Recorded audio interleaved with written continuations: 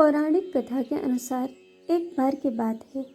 किसी नगर में एक राजा ने एक मंदिर बनवाया जिसमें श्री कृष्ण की एक मूर्ति रखवाई, लेकिन उनकी कभी पूजा नहीं की। पूजा करने के लिए मंदिर में एक पुजारी को रखा गया। पुजारी नियमित कन्हैया जी को नहलाते और बड़ी ही श्रद्धा भाव से उनकी पूजा अर्चना करते थे। राजा भी रोज कान्हा जी के लिए एक फूलों की माला भेज देता था और जब वह दर्शन करने आता तो पुजारी जी उस माला को उतार कर राजा को पहना देते। ऐसा करते करते पुजारी की भी उम्र बीत चुकी थी। एक दिन किसी वजह से राजा नहीं आ सके तो उसने एक सेवक के हाथ मंदिर में माला पहुंचा दी और कहलवा दिया कि आज वह मंदिर नहीं आएगा, इसीलिए पुजारी उसका इंतजार न करें। इतना कहकर सेवक चला गया।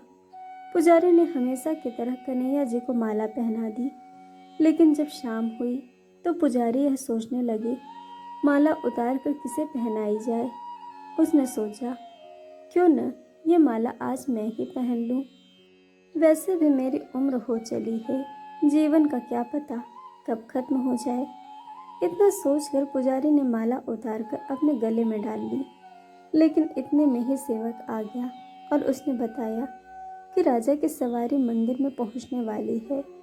राजा की सवारी आने की बात जब पुजारी ने सुनी तो वह डर गए।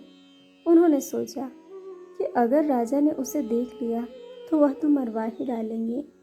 आनन फानन में पुजारी ने माला उतारकर वापस कन्हैया जी को पहना दी। जैसे ही राजा अंदर आए तो हमेशा की तरह पुजारी ने माला कान्हा जी के गले से उतारकर राजा को पहना दी, लेकिन माला पर लगा सफ़ेद बाल देखकर राजा समझ गए कि पुजारी ने यह माला स्वयं ही पहनी थी। फिर क्या था, राजा क्रोधित हो उठे और उन्होंने गुस्से में पुजारी से पूछा कि माला पर सफ़ेद बाल कहाँ से आया। तब राजा की बात सुनकर पुजारी डर गए और बोल पड़े, ये तो कन्हैया जी का बाल है।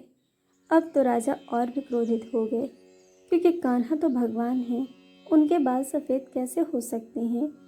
इसीलिए राजा ने फरमान सुना डाला कि कल श्रृंगार के समय राजा खुद आएंगे और देखेंगे सच में ही कान्हा जी का बाल सफ़ेद है या पुजारी झूठ बोल रहा है। उन्होंने कहा कि अगर पुजारी ने झूठ बोला होगा तो उसे फांसी दे दी जाएगी। राजा का फरमान सुनकर पुजारी का बुरा हाल हो गया। उसने सोचा, अब क्या करें, कहाँ जाएं। अब तो उसका मरना तय है। वह रोते रोते भगवान की शरण में पहुँचे और उनसे कहा कि हे केशव, मुझसे झूठ बोलने का अपराध तो हुआ है, लेकिन हो सके तो मुझे क्षमा कर देना और राजा से रक्षा कर देना। पुजारी ने कहा कि हे माधव, आपकी सेवा करते करते मैं वृद्ध हो चुका हूँ, अब आप मुझे माफ़ कर दीजिए, ऐसी गलती दोबारा नहीं होगी। यही कहते कहते पुजारी की न जाने कब आंख लग गई और आंख तब खुली जब सुबह हो चुकी थी। उधर सुबह होते ही राजा भी आ गया और कहने लगा, आज कान्हा जी का श्रृंगार वह खुद करेंगे। ऐसा कहकर जैसे ही राजा ने कान्हा जी का मुकुट उतारा तो देखा कि श्री कृष्ण के तो सारे बाल ही सफ़ेद हैं, लेकिन राजा को फिर भी यकीन नहीं हुआ। उसे लगा कि फांसी के डर से पुजारी ने बालों को ही रंग दिया होगा। राजा ने सोचा कि क्यों न कन्हैया जी का एक बाल तोड़कर देखा जाए। इसके बाद राजा ने कान्हा जी का एक बाल तोड़ लिया, लेकिन जैसे ही बाल टूटा कन्हैया के सिर से खून की धारा बहने लगी। यह देखकर राजा भगवान के चरणों में गिरकर माफ़ी मांगने लगा। तभी श्री कृष्ण की मूर्ति से आवाज़ आई, हे राजन, तुमने मुझे केवल मूर्ति मात्र ही समझा, इसीलिए आज से मैं तुम्हारे लिए केवल मूर्ति मात्र ही रहूँगा। लेकिन पुजारी ने सच्चे मन और पूरी श्रद्धा से मेरी भक्ति की है, इसीलिए उसकी अनन्य भक्ति को देखकर मुझे अपने बाल सफ़ेद करने पड़े।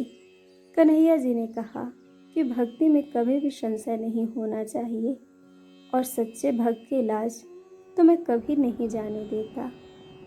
तो यह रही श्री कृष्ण के एक अनन्य भक्ति की कथा, जिसके प्रेम में कन्हैया ने अपने बालों का रंग ही बदल दिया।